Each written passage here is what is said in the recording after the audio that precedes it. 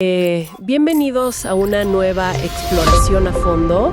La verdad estoy muy emocionada de estar aquí para sumergirnos en un material que honestamente es una joya absoluta. Hoy tenemos sobre la mesa un documento fascinante. Se titula simplemente Decapitado.doc. Y es una especie de fábula moderna, pero escrita con un toque muy clásico de sabiduría oriental. Sí, totalmente. Y bueno, nuestra misión en esta inmersión profunda es extraer las pepitas de conocimiento de esta historia. Queremos entender cómo proteger la mente y la paz en un mundo que, pues, parece estar diseñado para aturdirnos con ruido constante. Es un texto sumamente rico en imágenes, y lo que verdaderamente lo hace destacar es cómo utiliza elementos muy terrenales, muy sencillos, la verdad. Los usa para ilustrar conceptos de protección emocional y mental que son increíblemente relevantes para el ritmo de vida actual. O sea, no es filosofía de sillón, es una guía de supervivencia disfrazada de cuento. Exacto.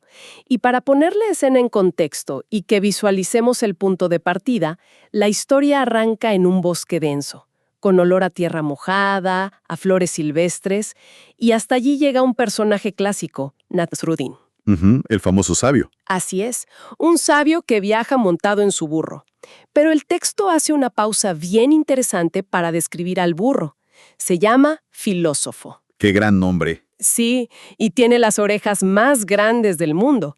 Y aunque no emite palabra alguna, el relato nos asegura que este burro lo entiende absolutamente todo. Y fíjate que esa figura del burro filósofo es el anclaje perfecto para representar la escucha profunda. Claro. Una escucha sin juicios, que es justamente el estado mental que esta historia pide tener antes de empezar a revelar sus lecciones. Pues Nasruddin llega a un claro en el bosque y se topa con una escena muy peculiar. Hay 6 animales reunidos alrededor de una pequeña fogata, inmersos en una discusión bastante acalorada. Son una tortuga, un águila, una abeja, un venado, una mariposa y una luciérnaga.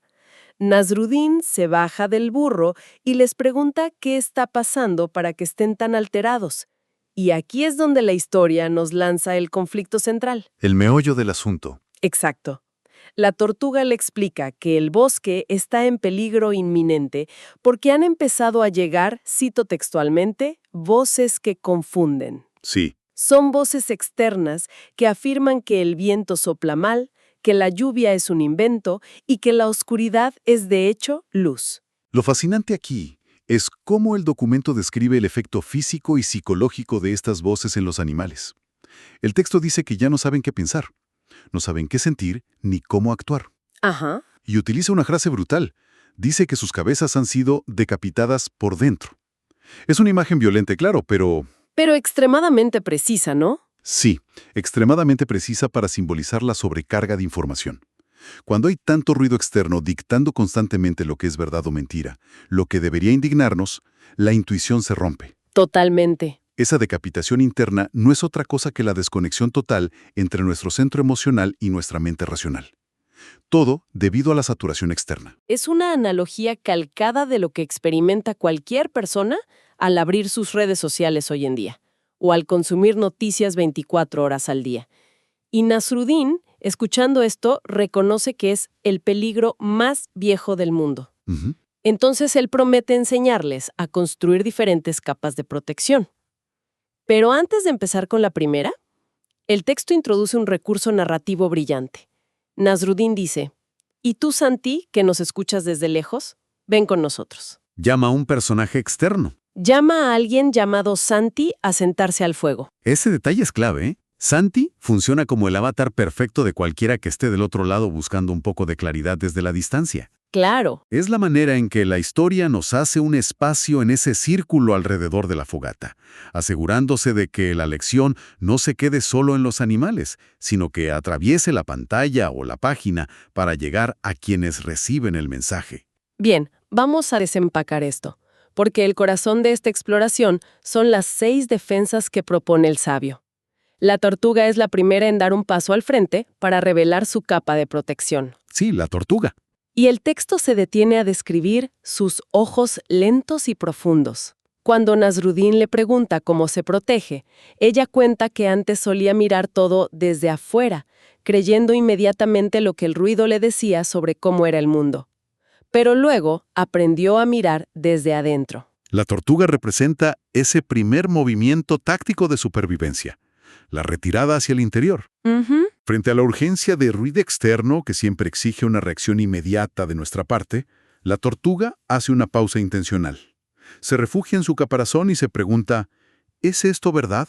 Qué importante es esa pausa. Y ojo, no busca la respuesta validándola con la opinión de la mayoría en el bosque. Lo que hace es consultar la quietud de su propio interior. Es el filtro intuitivo primario. Fíjate que me llamó mucho la atención lo que dice la tortuga justo después. Usa una analogía sobre la tierra y el barro que, te confieso, me costó un poco captar al principio. A ver. Se pregunta si ella misma es tierra fértil, y menciona que el barro que se resiste se rompe, pero el que confía se vuelve vasija. Y yo pensaba, ¿cómo funciona esto como protección? Es una duda muy válida. Porque, a simple vista, confiar y ser maleable suena casi a rendirse frente al entorno, ¿no te parece? Es una excelente observación. La paradoja aquí es que la verdadera coraza no es rígida. El barro que se seca y se pone a la defensiva, tenso, se quiebra con cualquier golpe. Claro.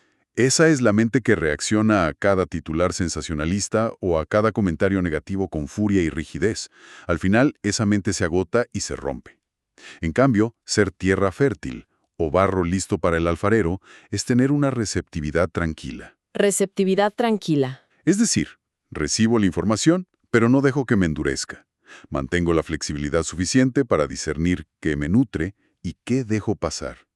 Es una armadura invisible, pero basada en la estabilidad, no en la resistencia terca. Esa pausa receptiva de la tortuga está muy bien para el fuero interno. Pero en algún momento hay que sacar la cabeza del caparazón y mirar el mundo. No podemos vivir escondidos. Definitivamente. Y ahí es donde entra la historia de manera muy orgánica a presentarnos la segunda capa, que pertenece al águila. El águila despliega unas alas inmensas junto al fuego y afirma que su secreto es que ella vive dentro del sol. ¡Qué imagen tan potente! ¿Verdad que sí? Y cuando el sol la envuelve, desarrolla algo que llama visión solar. Esto le permite ver el bosque entero, detectando la armonía y el desequilibrio desde las alturas. Si conectamos esto con el panorama general, la visión solar del águila es la capacidad de elevarnos por encima de la inmediatez de la trifulca diaria. Hay un detalle hermoso en el texto. ¿Cuál? El águila no juzga al ratón desde arriba, simplemente observa el ecosistema completo. Es la perspectiva macro. En lugar de perderse en los debates confusos de esas voces, busca entender el mapa completo de la situación. Pero el águila va más allá de solo mirar. Tiene una regla de oro antes de actuar o de comprarse un problema ajeno. Antes de pensar o hacer algo, se pregunta si esa acción busca el mayor bien y si resuena como una campana limpia. La campana limpia, sí. Si la respuesta suena así, avanza. Si suena algo hueco, se detiene por completo. Ahora, te planteo esto. Suena muy poético, pero ¿no es casi imposible detenerse a buscar esa campana limpia en medio del caos? Digamos, en medio de un conflicto laboral donde todo mundo está a la defensiva. Definitivamente es un reto.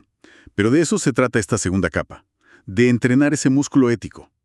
Frente a un conflicto, la respuesta inmediata suele ser un sonido hueco. Como la reacción visceral. Exacto. El ego, el deseo de tener la razón, la urgencia de devolver el golpe. El águila nos dice que actuar desde ahí solo añade más ruido al bosque. Totalmente de acuerdo. Buscar la campana limpia significa preguntarnos si lo que vamos a aportar a esa reunión o a esa discusión realmente sirve a un propósito mayor, o si solo estamos ladrando por ladrar. Es cambiar la reacción instintiva por una respuesta calibrada. Y hablando de responder y de abrir la boca, la historia nos lleva a un terreno donde las cosas se complican aún más. Porque el águila observa e interviene desde lo alto. Pero hay momentos donde nos toca interactuar cara a cara. Y para eso aterriza la tercera capa. La de la abeja. Así es, la abeja. Ella llega zumbando, se posa en la rodilla de Nasruddin y revela su proceso. Ella sabe que fabrica miel, pero también sabe que no todas las flores dan buen néctar. Y por extensión, No todas las palabras dan buen fruto. La abeja es un salto de nivel en este sistema de defensa. Ella misma reconoce en la fábula que sus palabras ya nacen filtradas por la intuición de la tortuga y por la visión macro del águila. Ujú. Pero aún así, les aplica una capa adicional, una purificación extrema antes de verbalizarlas. Y aquí es donde se pone realmente interesante, porque la prueba de calidad que exige la abeja antes de emitir un sonido es durísima. Se hace 3 preguntas en cascada. Primero, ¿esta palabra es amorosa? Segundo, ¿busca el mayor bien del que tengo enfrente? Y tercero, ¿busca el mayor bien de todos los demás?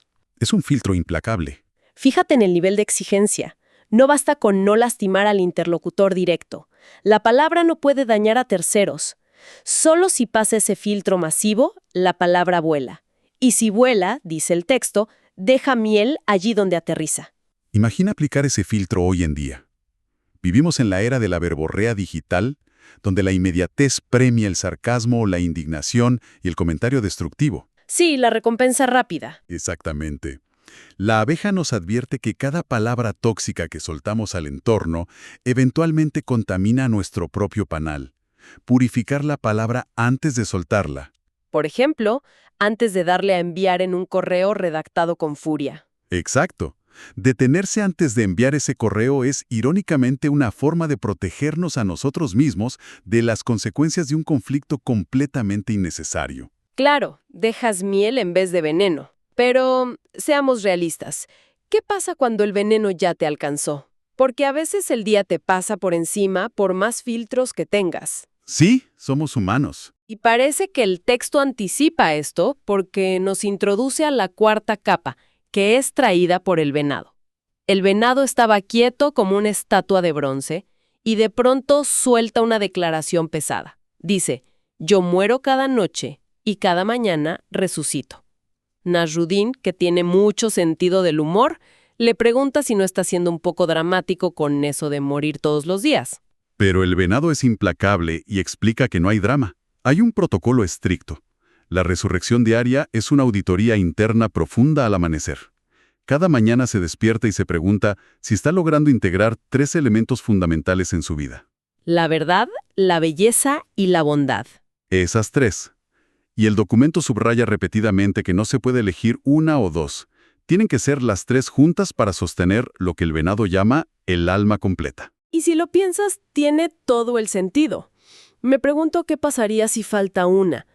Si tienes verdad, pero no tienes bondad, te vuelves un cínico o un crítico cruel. Así es. Si tienes bondad, pero ignoras la verdad, te vuelves ingenuo o te dejas manipular. Y si te falta la belleza, bueno, la vida se vuelve una simple lista de tareas grises. El venado dice que integrar esas 3 cosas genera un agradecimiento tan profundo que actúa como una coraza real contra la oscuridad exterior. Exactamente. La gratitud aquí no es esa idea superficial de dar las gracias por compromiso. Es una fuerza estructural. Ujú. El venado añade que incluso si un día fracasa y olvida alguna de las 3, no se castiga. Simplemente se arrodilla, agradece la oportunidad y vuelve a intentarlo. Se perdona y avanza. Sí, es la negativa rotunda a llevar la decapitación mental del día anterior hacia el día nuevo. Corta el ciclo de la negatividad durmiendo y resucitando limpio al día siguiente. Esa idea de renacer nos lleva como anillo al dedo a la metamorfosis de la 5ª capa. La mariposa revolotea alrededor del fuego y nos habla de encontrar el rol correcto. Ella expone su propio currículum. Dice que fue oruga, fue capullo, es mariposa. Un currículum completo. Sí, y cuenta algo muy crudo. Relata que cuando era oruga e intentó volar, el resultado fue un desastre. Y ahora que es mariposa, si intenta arrastrarse por el suelo, se lastima las alas. Es un análisis fenomenal sobre el desperdicio de energía. La protección aquí viene de la autoconciencia radical sobre la etapa vital en la que nos encontramos. Claro, no forzar las cosas. Forzar un rol que no corresponde a nuestra realidad actual genera fricción interna, y esa fricción nos deja vulnerables a la frustración y al ruido externo. Si estás en una etapa de oruga, digamos, aprendiendo una nueva habilidad o sanando algo personal, Exigirle a tu mente que vuele y lidere proyectos masivos es un error de diagnóstico. Te dejará totalmente desprotegido. Tal cual. Pero la mariposa no se queda solo en el autodiagnóstico. Nasruddin le guiña un ojo, sabiendo que falta la pieza clave de su magia. Y ella revela que su verdadera defensa es una ecuación. Es la suma de la compasión con la creatividad de los cielos. ¡Qué hermosa frase! El texto usa una frase lapidaria para enmarcarlo. Dice, compasión sin creatividad se agota, y creatividad sin compasión destruye. Juntas renuevan el mundo. ¿Cómo se ve en la práctica esa mezcla exacta en la vida diaria? Piensa en cualquier intento de resolver un problema complejo. Si alguien tiene muchísima compasión por un problema social, pero carece de creatividad, termina haciendo lo mismo que no ha funcionado durante años. Sí, y se frustra. Se frustra y se quema emocionalmente. Por otro lado, la innovación pura, la creatividad de un sector tecnológico sin ningún filtro de compasión humana, a menudo termina destruyendo empleos o aislando a la gente. Como construir herramientas increíbles que nadie necesita o que hacen daño. Exacto. La armadura de la mariposa es unir ambas cosas.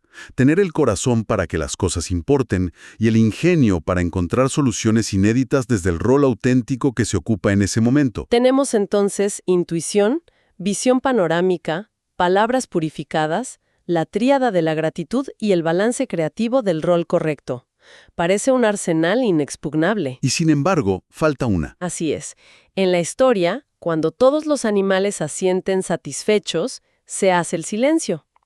El texto baja el ritmo a propósito para crear expectativa, porque el que toma la palabra es el animal más insignificante de todos, la luciérnaga. Pero cuando ella empieza a brillar y a hablar, el bosque entero se calla. El peso que la historia le otorga a la luciérnaga es directamente proporcional a su tamaño. Es enorme en significado. Ella reconoce que es pequeña y frágil, pero aclara que posee luz propia. No es un reflejo de la luna ni es el calor de la fogata, pero inmediatamente hace una aclaración vital. Esa luz no se generó sola, de la nada. Se la dieron. Exacto. Y ahí es donde el personaje que observa desde afuera no aguanta la curiosidad e interrumpe. El texto dice que alguien pregunta, ¿quién te la dio? Y la luciérnaga le contesta que esa luz proviene del amor más puro, y lo define con una precisión quirúrgica, como el amor que resucita. Sí, el amor que resucita. Es un amor que no opera como una transacción financiera. No da para recibir, ni calcula el retorno de inversión. Da luz continuamente independientemente de si el entorno le devuelve algo a cambio o no. Se refiere a él como el comportamiento del sol. Y la luciérnaga evalúa su propia integridad preguntándose constantemente si ella es verdaderamente un portador del sol o si solamente habla de él. Es la frontera definitiva entre tener el discurso correcto y encarnar verdaderamente la filosofía. Hay una diferencia abismal ahí. Abismal. Hablar de empatía y compasión es fácil. Ser la fuente de luz desinteresada cuando el bosque está sumido en el pánico por las voces que confunden, eso es portar el sol. Tras esa intervención de la luciérnaga, un silencio larguísimo cubre el claro del bosque. Nasruddin, acariciándose la barba, finalmente revela por qué el sabio guardó esta capa para el final. Explica que esta sexta capa es el sistema de soporte vital de todas las demás. Claro, el cimiento. Dice que si la vida, con sus crisis y su dureza, llega a arrancarte las primeras 5 capas, si pierdes la intuición, te falla la visión o se te amarga la palabra, esta última, el amor puro que no pide nada a cambio, tiene el poder de regenerar todas las anteriores desde cero. Es un mecanismo de defensa a prueba de fallos. El texto nos indica que este tipo de amor no habita en la mente racional, sino en un sustrato mucho más profundo del ser humano. Intocable. Intocable por el entorno. Por lo tanto, no hay desinformación, ruido externo o voces que confunden que puedan alcanzarlo para decapitarlo. Es la raíz inquebrantable de la que pueden volver a brotar la tortuga, el águila y todos los demás. Con esta revelación profunda, la fábula comienza a cerrar el telón. Nasruddin se levanta, se sacude el polvo y vuelve a subirse al lomo del burro filósofo. Mientras se aleja por el sendero, los 6 animales lo miran partir. Y la tortuga, que es siempre tan curiosa, no resiste gritarle a lo lejos. Le dice Nasruddin, después de todo esto, ¿cuántas capas tienes tú? Me encanta esa parte. Y desde la distancia, el sabio voltea y responde a gritos. Dice, yo tengo las 6 y aún así me equivoco, pero me equivoco menos. Ese remate es un respiro de humildad indispensable después de tanta elevación conceptual. Nasruddin desarma cualquier ilusión de perfección. Confirma que conocer estas herramientas no te exime de la torpeza humana ni te hace inmune a meter la pata. ¡Para nada! Pero sí te da un margen de maniobra infinitamente superior para recuperar el equilibrio y la paz mental muchísimo más rápido. El toque maestro final es que justo después del grito de Nasruddin, Filósofo emite un rebuzno. Y el narrador nos asegura que ese sonido áspero resuena en el bosque casi como una carcajada sabia. Una carcajada de burro, literalmente. Literalmente. Es la manera perfecta de aterrizar la historia, recordándonos que el humor y no tomarse uno mismo demasiado en serio son, quizás, la capa de protección secreta que envuelve a todas las demás. Esto plantea una pregunta importante sobre cómo procesamos todo este conocimiento para el mundo real. El documento, antes de terminar, hace una advertencia explícita. Sí, Aclara que estas 6 capas no fueron diseñadas para ser un búnker donde esconderse del ruido del mundo. Al contrario, son raíces. Su propósito es anclarte de manera tan firme que puedas estar en medio del caos, escuchando las voces y los vientos cruzados, manteniéndote absolutamente inmovible desde tu centro. y para que no se nos olvide al salir de este bosque, el texto se despide con un mantra final. Es muy rítmico y resume espectacularmente el viaje. Dice así: tortuga dentro, águila arriba, abeja en la boca, venado en el corazón, mariposa en el rol, luciérnaga en el alma. Un resumen perfecto. Entonces, ¿qué significa todo esto a nivel práctico? Significa que al nutrir este pequeño ecosistema interno todos los días, dejamos de ser víctimas pasivas de la sobrecarga de información. Ninguna crisis de negatividad externa o tormenta de desinformación tiene la capacidad de decapitar y robar nuestra esencia si nuestro bosque interior tiene las raíces bien plantadas y sigue respirando. Para concluir el análisis de este material, me parece vital dejar una idea flotando en el aire para quienes nos acompañan en esta inmersión. Si consideramos que estas 6 capas son como un ecosistema vivo, un jardín interno que demanda mantenimiento constante, la pregunta lógica que surge es, ¿qué sucede cuando la rutina aplasta a uno de esos animales dentro de nosotros y se queda en completo silencio? Una pregunta dura. Y el reto mayor, ¿cuál es el primer paso que damos para volver a despertarlo antes de que el ruido externo tome su lugar? Qué imagen tan potente para llevarse y dejarla madurar a fuego lento. Ha sido un verdadero privilegio desmenuzar las metáforas de este documento y acompañar a Nasruddin en su viaje por el bosque. Agradecemos enormemente el tiempo invertido en este espacio de análisis. Sigan cultivando sus raíces internas, mantengan la intuición alerta y la curiosidad encendida. Hasta la próxima exploración.